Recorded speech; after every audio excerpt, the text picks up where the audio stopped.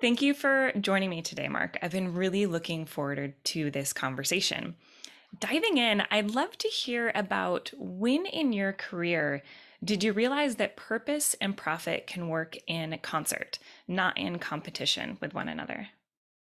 Well, it really started about 10 years ago as I was working with Professor Michael Porter at Harvard Business School on the concept of creating shared value and the idea that companies can really gain an enduring competitive advantage through having positive social or environmental impact, which is a very different way of thinking about things than CSR or ESG performance. And so that led us to begin to focus in on companies that had really built a social purpose into their competitive positioning and strategy. And I think you're referring to in 2011, you two published an article in the Harvard Business Review titled Creating Shared Value. Exactly. Is is there a company that you can hold up as a sterling example of practicing shared value? Yes, absolutely. And I teach a whole course on it now to second year MBAs at Harvard. But I think one perfect example is Discovery Insurance. This is a health and life insurance company that was based in South Africa. And they started about almost 25 years ago with the idea of using behavioral economics to create a set of incentives that would lead their customers to engage in healthier behavior. So when you join now, you get a free Apple Watch, but you have to set a weekly exercise goal. And if you meet your goal, you get a free Starbucks coffee. But if you don't meet your goal for a couple months, you have to give the watch back or start paying for it. And it's designed that way because people's aversion to losing something they already have is a greater motivator than their hope to get something that they don't yet have. When you go to the grocery store, you swipe your membership card at checkout and you're automatically reimbursed 25% of whatever you've spent on healthy foods, fresh fruit, vegetables, that kind of thing. So there's a whole set of rewards from frequent flyer miles down to Starbucks coffees that they have engineered tied to health seeking behaviors. And what they have found is that the people who are their members who engage with this program have substantially lower medical costs. They are in the hospital more rarely. When they are in the hospital, they get out more quickly. And so this company actually has 15% lower medical costs Hmm. than their competitors with a similar population. They've also offered a life insurance product, and it's different from any other life insurance product out there because it's based on the same idea that the choices you make in your life determine the health outcomes you'll have. And so it starts off about 15% lower than other insurance policies, but the premium will change. It can go up or it can go down, again, based on your engagement with these various health seeking behaviors. And that has been a tremendously successful product for them. They have found that their population has, on average, a 10-year longer life expectancy. Wow. And they've begun to license this model to other major insurance companies around the world. So John Hancock is using it for their life insurance sales in the US, Generali in Europe, AIA in Asia, et cetera. They now have about 5 million people that are insured, life insurance policies, that use this model. And so their purpose is making people healthier. But that is also at the core of their competitive differentiation from other insurance companies and at the core of their increased profitability. I love that example. And I want to pick on a few things that you said that I think are really interesting and important. One, it's almost like they're using the risk model, but using it and positive reinforcement to get their consumers to actually reduce their overall risk, which reduces the company's cost as well. So they're both benefiting from those behaviors that are happening. Um, Absolutely. And most insurance companies are simply spreading risk across a larger mhm. population. But what Discovery is doing is actually reducing risk. And that's why they're more profitable. And they're able to build up an extraordinary database that correlates the changes in behavior to the impact on health outcomes and the cost savings as well. And so they now have 50 million life years of data Wow. that they can correlate how much you're exercising, what you're eating, et cetera, with your health outcomes. And this is a database that nobody else in the world has. It is orders of magnitude larger than any epidemiological studies that have been done. And it is, again, part of their enduring competitive advantage. That's incredible. And also, probably from a consumer standpoint, instead of it being a transactional relationship with the insurance company, now it's become one where the insurance company cares about them. They're helping them. It's a personal relationship where they're helping them live better. And the data of having a 10-year longer lifespan, that's quite an impact on a personal level. It absolutely is. And what's fascinating is they found that people who exercise more, live a healthier life, tend to pay their bills more promptly. And so they've moved into credit cards and developed a similar reward system, and actually into a bank that they recently launched a couple of years ago. And the interest rate you get on your savings, or the interest rate you're charged on your credit cards, ties back to the health engagement that you have around exercise, checkups, diet, etc. It's fascinating how this sense of purpose has led them to go beyond their base industry to other industries like credit cards and banking that most insurance companies aren't in, but it's all about their focus on the health and well-being of people, of their customers. And of course, because people have a longer life expectancy, they need to save more for retirement. And so there's a retirement program as well that's built into this. And they found that their retirees are starting to save earlier and drawing down more slowly their savings after retirement, with a result that 10 years into retirement, they have about 50% more assets still in their account compared to a peer group that didn't participate in the program. Wow. That's such a great example of starting a new business model that aligns with their overall purpose and serves their consumers in another way that's really beneficial. Absolutely. And I'll give you another example, which is PayPal, Mm. the online payment company. They had been part of eBay, and they spun out about 5 or 6 years ago as an independent company. And while they were part of eBay, they had difficulty attracting top programming talent because they were seen as sort of an old dinosaur in the field. They were the first online payment program, and they weren't as cool as the latest fintech companies coming along. They also have tremendous scale and are able to handle financial transactions at very, very low cost. So they decided that their purpose would be democratizing access to financial services, to ensure that people with lower incomes and fewer assets are still able to transfer money, save money, and purchase things with the same security as people who are wealthier, but without all the charges and overhead that banks would charge. And they found, as they were working with small businesses, that small businesses have a very difficult time getting credit from banks. It doesn't make sense for banks to make loans of less than $25,000. And the small business is not a prestigious area of lending for the bank. And the credit is typically based on the credit of the individual who owns the business. And unfortunately, for many businesses owned by people of color or by women, it has been very, very difficult for them to access credit. So PayPal invented a new product, PayPal Working Capital, which is based on the flow of funds to the company. And so you go online, you give them some basic information. Presumably you've been using PayPal or some of the credit cards for which PayPal provides the back office support. So they know your transaction history. And within minutes, you can get a loan and the money will be in your account.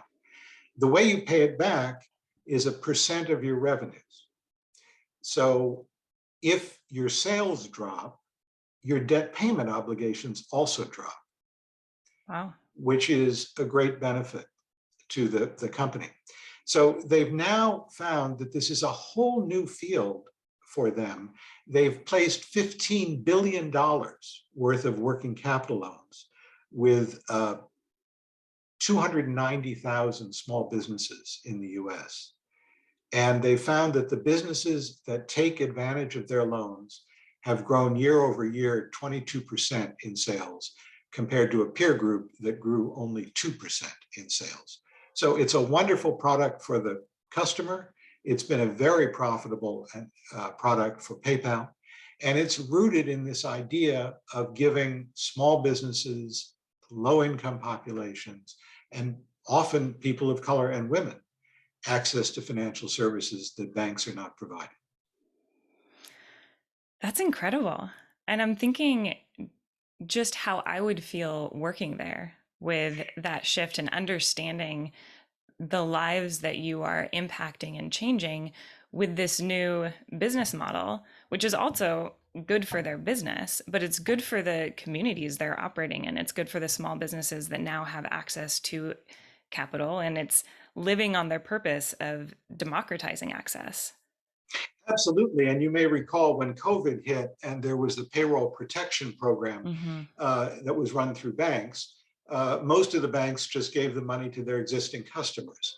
Uh, PayPal was actually able to get more than $2 billion out to 76,000 small businesses Wow. that could never have gotten the funding from banks. And you're right, it has been a tremendous motivator to hire employees. And they've done lots of things to really live into their purpose. So they've done audits of pay equity by gender and race within the company. They looked carefully at their lower paid employees at the call centers and realized that they had almost no disposable income or ability to save because the wages were not much higher than their expenses. They gave raises across to everybody, thousands of people, to ensure that everybody who works there has at least 20% of their income that is disposable income that can be saved for retirement or other things. And my favorite part, because they really stress you need to understand these customers if we're going to be able to serve them well. And if you start there as an executive at PayPal, they will take you to a low-income neighborhood.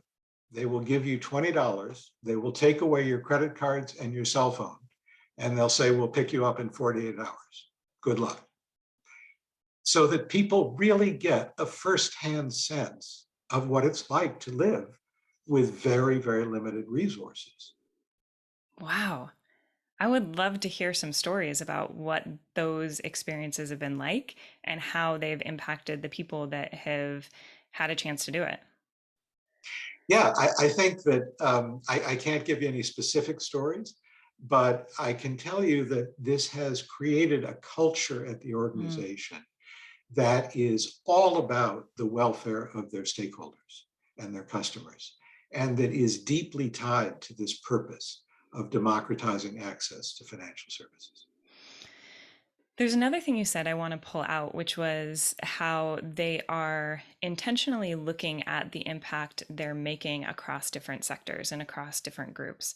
And I think that's really important because the more that a company understands the impact of what they're doing, whether it's good or bad, the more they can make intentional decisions to lean into what's working, modify what's not, or get rid of things completely. And I think that's a really important piece.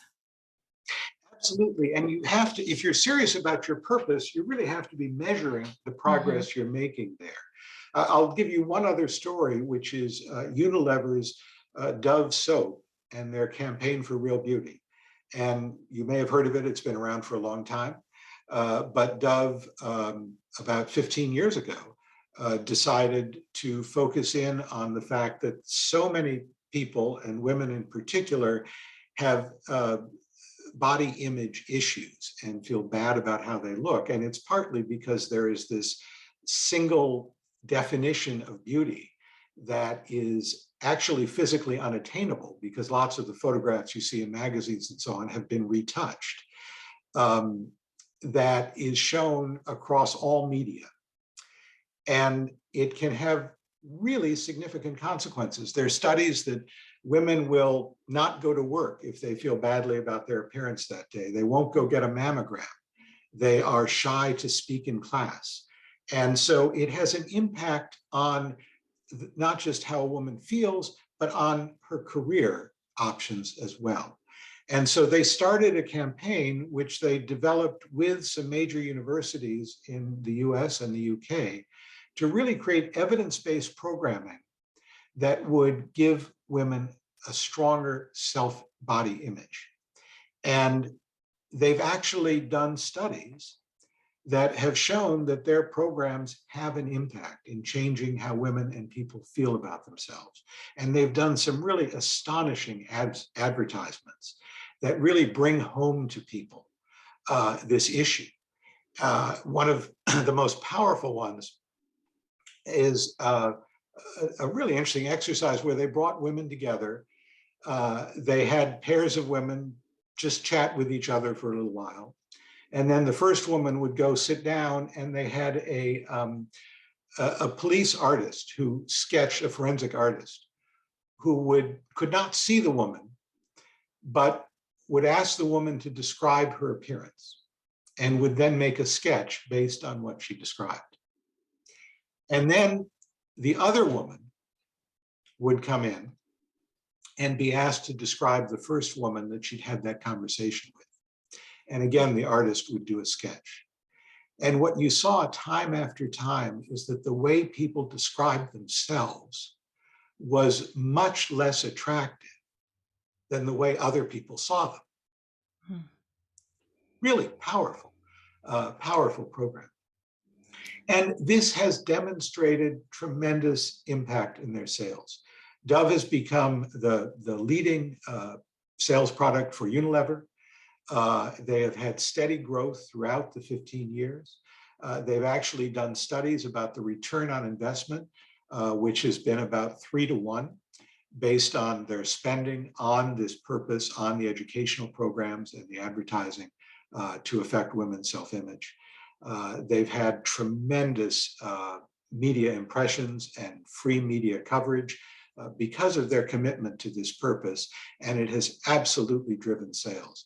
They found that when they interview women and talk to them about the purpose and the programs that they've been running, the purchase intent that women have goes up from 10 to 25%, which is a huge increase.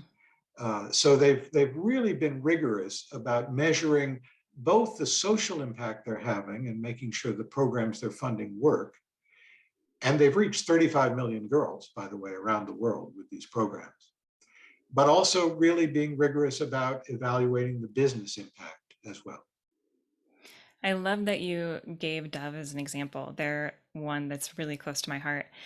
And one of the things I think is really interesting about them and important to mention is not just the impact they've made and the impact it's had on their business individually, but that it does seem they started a movement within marketing where they started showing a diverse array of females in their ads. Yes. And then other companies started following suit. So really starting to shift the way the culture was and the way that we are seeing women portrayed in media as a whole, which I have to give them a lot of kudos for being the first mover in starting that. That's absolutely right.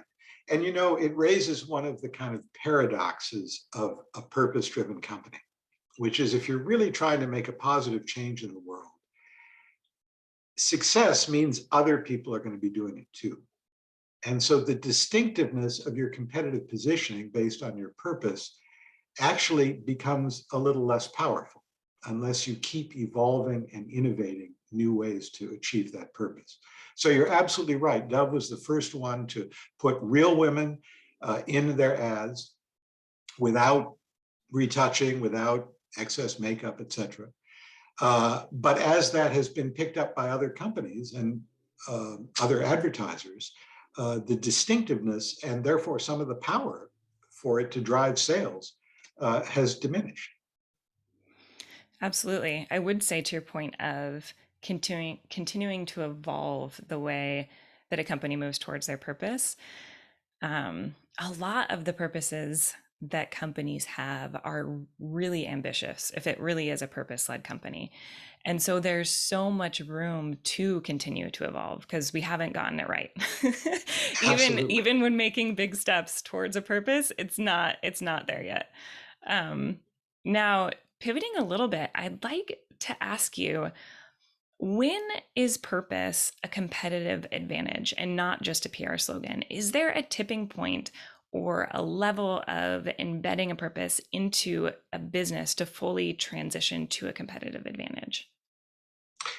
Yeah, and I think, unfortunately, of course, as you well know, most companies that are proclaiming a social purpose have hired a PR firm to develop it and have put it up on their website, and it does not resonate with the company at all.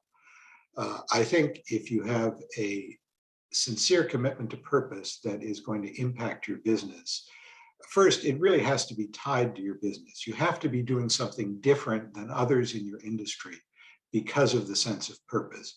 Nobody else has a product like PayPal's working capital product. Nobody else was doing the kind of campaigns that Dove was doing.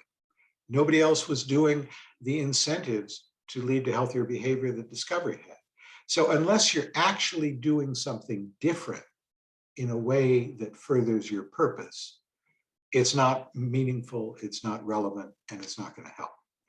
I think the second thing that's very important is you do have to measure. You have to be measuring the impact that you have, both externally toward achieving your purpose and internally in terms of the business benefit that comes from it. If you're not measuring it, people won't believe it. And you also won't be able to manage it and fine tune it and improve that connection between purpose and your profitability. So you need to be measuring it. I think a third thing is you need to be engaging your employees, and they need to see in the decisions you're making internally that you are actually living up to the purpose. So PayPal went through a long search process, more than a year, to find a new location for one of their facilities. And they made an announcement with the governor of North Carolina that had given them lots of subsidy, that they were building this big facility in North Carolina. And then North Carolina passed this bathroom bill that prevented transgender people from using public bathrooms. And PayPal pulled out of North Carolina, abandoned all of the work they'd done to locate the facility there. And they said, no, our values include inclusiveness and respect for the customers, and we're not going to be part of it. And that helped show people at the company, whether they agreed with the decision or not, that the company takes seriously its social responsibility and its sense of purpose. One of the things I love about Dove is that they send employees out every year to do workshops on body image at local schools. And so 3,000 employees from Dove every year go out and do these workshops. So they have a firsthand experience of what the workshops are like and what impact it can have. And again, engaging employees in the sense of purpose, showing in the decisions you make as a leader at the company that you are paying attention to purpose and will at times incur a loss or miss an opportunity because of the commitment to purpose. That is essential. And then the last thing I'll say is the CEO has to be behind it. If the CEO is not really embracing this, it will not last for long, because it does involve taking some risk. It does involve doing things differently from others in the industry. It does involve at times sacrificing some profit for the sake of the purpose. And you can't do those things unless the leadership of the company is really behind you. Thank you for that. And the examples of actions with PayPal pulling out of their facility, it's those types of actions that really stand out. Actions speak louder than words. We've heard that a million times before, and it's true, especially in an era where there is a lot of skepticism towards business and what they're doing and what they're saying, if what they're saying is true or if it's just marketing. And so it's actions like that that really differentiate a company in the marketplace and attract loyal employees and loyal consumers. Absolutely. You know, it's funny. I ran a consulting firm, FSG, for about 20 years that focused on social impact and how to help companies or charitable foundations achieve social impact. And we went through the 2008, 2009 Great Recession. And of course, consulting is the first thing that gets cut. And so we knew it was going to be a difficult year, but we didn't want to lay people off. So we offered people the chance to take a salary cut. And we made them proportional so that the people who earned the most money took the largest cuts. The managing directors took a 30% cut. The administrative team took only a 5% cut. And I bring this up because even today, which is more than 10 years later, people at the company still talk about that. When they're interviewing a potential candidate, they mention that story. And so when companies really do things that stand up to their purpose and their values, it lasts a really long time in terms of the impact it has on employees. Mm, what a great example. And also a great way to form community within the company of we're all in this together and we're all sacrificing so we can stay together. Absolutely. And of course, you know, the year turned out to work pretty well. And at the end of the year, we were able to give people back everything that they had given up. But it certainly brought people together and gave them a sense of fairness as an important part of our values at the company. Thank you for sharing that. Now, there's a lot of different terms in the social impact space. Could you explain the difference for the listeners between sustainability, corporate social responsibility, and shared value? Sure. You know, sustainability is a word that is used to mean many different things. Um, it's really, I think, at its core, is about environmental impact and environmental sustainability, but it's certainly applied to other social issues. I think what distinguishes sustainability and even more so CSR from shared value is the fact that corporate social responsibility is really about reducing the harm that a company causes through its operations or through its product. So being sure there isn't child labor, being sure the product isn't bad for people, being sure that you have fair wages and so on, and as well as reducing your environmental footprint. But it involves many, many different activities. And it's really about reducing harm. Shared value is about creating positive impact in the world outside of your company and is typically focused on just one or a couple issues that are the really critical issues in your industry and in your company. So I know that Discovery has done a lot in their new headquarters in South Africa to reduce their environmental footprint, and it's a very green building, and that's wonderful. But the carbon footprint of an insurance company is not going to make them a more successful insurance company. And it's also not going to have a huge impact on carbon emissions in the world. And so for them, the health of their members is the purpose.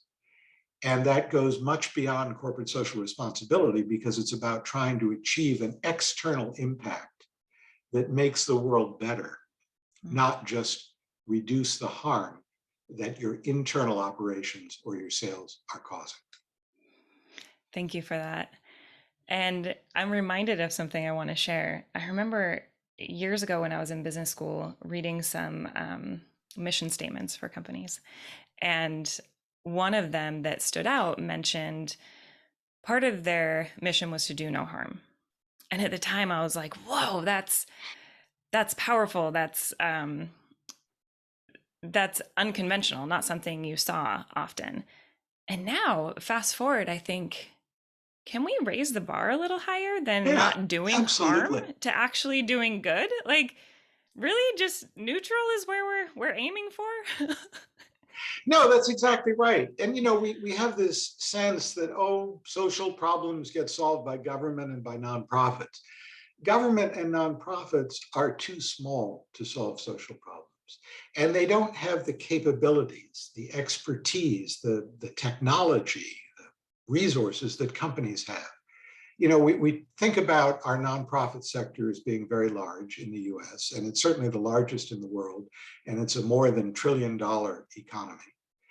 But that's really not so much money. And we think of government as the really big player in social issues. But government is only a $3 trillion budget. The private sector is a $22 trillion budget. And so it just dwarfs the other sectors. And so when you think about the scale of problems we're trying to solve, poverty, education, climate change, the resources are with the private sector. And we've got to get companies to recognize that they have an opportunity and also an obligation to use their capabilities and resources to help solve the world's problems. They can't just delegate that to the NGO or leave it up to governments. And so, yes, we do need to raise the bar. And we need to raise the bar not only because it can be a helpful and successful competitive strategy for a company, but because we're not solving the world's problems that are ever more urgent. And we won't be able to until companies start contributing to the solutions, not just causing fewer problems. That is such an important point. The power of business to create change, and that business is actually needed to solve the biggest problems we're approaching, that NGOs and governments can't do it alone. And the examples you gave just in this interview are such good examples that when using creative problem solving, businesses can solve issues that are also so good for their business at the same time. They aren't at odds with each other to make an impact in the world and make a profit. Absolutely. You know, there are a lot of ways to make a profit in the world, and there's no question that you can make a profit in ways that are harmful, Mm-hmm. and some people do. But the reality is that's a choice, and you don't have to make that choice because there are plenty of opportunities to make a profit in ways that contribute to the betterment of the world. And that creates, we believe, a self-reinforcing cycle, so that you're actually creating a better competitive environment for your company to operate in by making improvements in the world. I love that. Now I'm curious. Oh, go ahead. Yeah, no, I was going to say, actually, when Michael Porter and I wrote that article on creating shared value in 2011, we said the world's biggest business opportunities are in solving social problems. And a lot of people thought we were being hyperbolic there. At the time we wrote that article, of course, ExxonMobil was the most valuable company in the world. And Tesla had just gone public at $17 a share and was struggling. Of course, today, Tesla is worth many times what ExxonMobil is worth, because they have really made a huge contribution towards solving the carbon emissions of transportation and changed the entire industry. And so it really was true that some of the greatest business opportunities are in meeting society's needs and helping to solve social problems. That's such a great example. I'm curious, what do you think is needed to convince companies to adopt purpose and shared value into their frameworks? You know, the biggest challenge is a mindset shift, that people in business typically think that if you're trying to do something good in the world, you shouldn't be making money from it. And if you're trying to make money, you shouldn't be worrying about trying to do something good in the world. That thinking has been changing largely because of the impact investing movement, which has demonstrated beyond doubt that you can have good financial returns and positive social or environmental impact at the same time. But it's still very present in the C-suite. And so it's very hard for companies to think about taking on social problems as a business and as part of their business model, rather than doing it through their philanthropy or through their CSR or sustainability office. But of course, it's much more powerful when they can do it through the business. But that simple mindset shift to say we can have a purpose that is meaningful, we can pursue it, we can make it part of our business model, and we can hold ourselves accountable for actually making progress on it. That is a hard shift for a lot of people in C-suites around the country to make.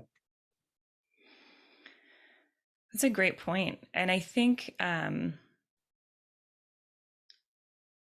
there can be so much benefit to making that shift. Because when a purpose is embedded into a business model, everyone in the company is aware of it and is part of it. And it brings them together. Where oftentimes what I've seen in companies is CSR departments are side departments that aren't business integrated. And a lot of employees don't even know what they're doing. It's not embedded into the heart of the company. And yeah, so that transition moves from impact being a cost item on a P&L statement to something that's actually making the company stronger and opening up new potential revenue streams to serve that higher purpose. Yeah, I think that's absolutely right. And actually, one of the things in the course I teach around purpose and profit that we look for are companies that have no CSR or sustainability department. And they have no CSR or sustainability department because sustainability and CSR is built into everything they do and is part of everyone's job. And that's the way it has to be. And you're absolutely right. We see all these global companies with hundreds of thousands of employees, and there are three people sitting off to the side that's sustainability or CSR. And you know that they can't be having impact on that company and can't really be embedding what they're doing across the work of the company. That is such a great example. Now, one thing I hear a lot is that existing companies struggle to build purpose into their operations because of their fiduciary responsibilities to shareholders. Have you seen a successful path for these businesses to become more mission driven, or a great example of one business that has made that transition? Sure. And I actually think about three different categories. So there are companies that are born with a sense of purpose and a shared value vision. And Tesla is certainly one of those. So is Discovery Insurance. There are others that I think need to transition. And I think they're of a lot of the pharmaceutical companies, where what they're doing is good in the world, but they're not reaching most of the world's population. And they need very different business models and very different distribution models to be able to get their medicines to poor rural villages in India or in Africa or other more remote places. And they can do it in a way that's profitable and expands their business, but they really have to innovate in how they're distributing and marketing their products to be able to tackle that. So there's a transition that they can do more. But then there's a third category, which I think of as transformational. And that's where the core product of the company we now know is harmful. And so we can think about ExxonMobil and fossil fuels, or we can think about Coca-Cola and sugary beverages. Those companies have a real challenge because they have to gravitate to a new business model, but they have to do it in a way that doesn't lose all their shareholders and get the CEO fired. And that's really, really tough. I'll give you one example, which is Nestle, which is still selling confectionery products that have sugar and so on. But starting about 10 years ago, began to invest $2 billion a year in research and development on this link between health and nutrition. And what they began to find is that there are nutritional supplements that actually had medical outcomes. So they found, for example, a nutritional supplement that you give in the hospital before and after surgery, and it reduces post-surgical infections by 50%. Wow. Or there's another one that actually is effective on drug-resistant epilepsy. And they've actually invented a new industry that is in between food and pharmaceuticals that actually has some advantages over both of those and is now a $5 billion division within the company. Now, the challenge for them is they're a $100 billion company. And so a $5 billion division, even though it's pretty impressive to have created a new industry, is still very small. And they can't really let go of some of the other products they're selling that may not be so healthy until they've scaled up this new product line to be of a size that can really drive profitability for the company as a whole. But it is the most profitable and the fastest growing division within the company. And so that's an example where it takes time for companies to transition, or rather transform themselves, if their core product is really contrary to what we think is good today. But it is possible to do it. You know, the European oil and gas companies have done much more than the US ones to move into renewable energy, to move into providing infrastructure for electric cars, to reduce their drilling for oil and gas and so on. So there's a difference between what's happening in Europe and what's happening in the US. And it's an even more profound change for them. We'll see if they can make it. But they at least are underway in making incremental change toward a new vision of a business model that is compatible with a low carbon future. What great examples. And I want to pull on a few things from them. One, you mentioned before the importance of a CEO to be on board with any of these efforts. And it's incredible what Nabisco is doing. So looking at the future and how they want to evolve their business and who they want to become and making investments in doing that. And it takes intention to do that. So the leaders of the company saying, this is important to us. We want to understand if we can grow in a different direction. And same with the oil and gas companies in Europe. It takes the senior leadership having intention to really try to make that transition. And transitions can be difficult and painful when it's a core part of what your business has been organized around. Yes, that's absolutely true. And it can be quite painful to make these transitions and quite hard to do so. But I think that, the reward is finding these new opportunities like Nestle, is finding new opportunities. Novartis, the pharmaceutical company, has begun to explore regions of the world where their drugs would be helpful, but the healthcare system is not functioning well. And so in Indonesia, they found that the treatment for diabetes is very, very limited. Only about 1% of the population that has diabetes actually gets fully treated. And they've decided that they could invest about $15 million in improving the healthcare delivery system in Indonesia and educating healthcare providers and so on. And that this would potentially generate more than $100 million a year of additional sales for their insulin product. But it's a fascinating example of a company going where there's currently a market failure, but taking the risk to invest in trying to improve the healthcare system in a way that will open up a powerful new market for them. But yes, it's risky and it's not business as usual. I think one thing we've all learned from the past 2 years is a lot of business as usual is no longer going back to business as usual. And I have to say, thinking about when a company says, we're going to figure out how to do something that's never been done before, how exciting that is for a workforce. Instead of showing up and doing the same thing over and over again, rinse and repeat, no excitement, not learning anything new, just maybe making incremental improvements to say, wow, we're going to try to figure out this challenge that's never been done before and see what we can make happen. Absolutely. I think that's tremendously exciting. And of course, if you really want to have superior profitability and sustain that over time, you have to be innovating. You have to be doing things differently than others in your industry. And again, we see purpose as a great source of innovation when you really take it seriously. It's what led PayPal to discover their working capital product. It is what has put Discovery on a path different from any other health or life insurance company in the world, and led them into banking and credit cards and all kinds of businesses they wouldn't expect to be in.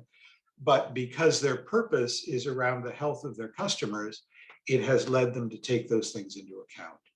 And so it really is a way of looking differently at the world, looking differently at the nature of the business you're in, and finding opportunities that others in your industry have really overlooked. Hmm. I love that. Now we're running to the end of our time. Is there anything we didn't cover that you'd like to share? Gosh, this has been a wonderful conversation, and that's a great question to ask me. I think we've really covered much of my thinking and some of the best examples I know. Your listeners really have taken my MBA course in less than an hour and hopefully gotten as much out of it as my students do, who have to live with this for a full semester. But I think it's it's so important to recognize that difference between purpose that is really meaningfully embedded in the company's operations and strategy, and purpose that is just words hung on a wall or put on a website. And unfortunately, it's the latter that is much more common. And so, again, it can be hard to have a conversation with C-suite executives about purpose to get them to really understand that it's got to tie to the business and it's got to tie to what they're doing, as opposed to just sounding nice and being proud that it's up on the wall. So that mindset shift is tremendously important. And I'm eager to hear from you and from your listeners other examples that people may have of companies that are really living their purpose in a way that's creating competitive advantage. I'll mention my email, and you can delete this part if that's not appropriate, but it's mkramer@hbs.edu. And if you're a listener who knows of an example of a company that is really living its purpose and profiting by it, let me know, because I'm eager to write more teaching cases for Harvard Business School and other business schools around the world that really demonstrate the power of purpose as a competitive advantage. Thank you for that. And I'll include that ask and your email in the show notes as well. And one last question: where can listeners find you other than your email, or find more about your work and what you're writing about? So if you go to fsg.org, which is the consulting firm that I ran, you'll find lots of resources there under shared value. There's also a shared value initiative at sharedvalue.org, which has many resources and examples and case studies of shared value from all around the world. And so those are the two places I would send you if you want more information. Great. And I'll include those in the show notes as well. Thank you so much for your time, Mark. Thank you for this conversation. Kathy, it's been a real pleasure. Thank you. And congratulations on this terrific podcast program. Thank you.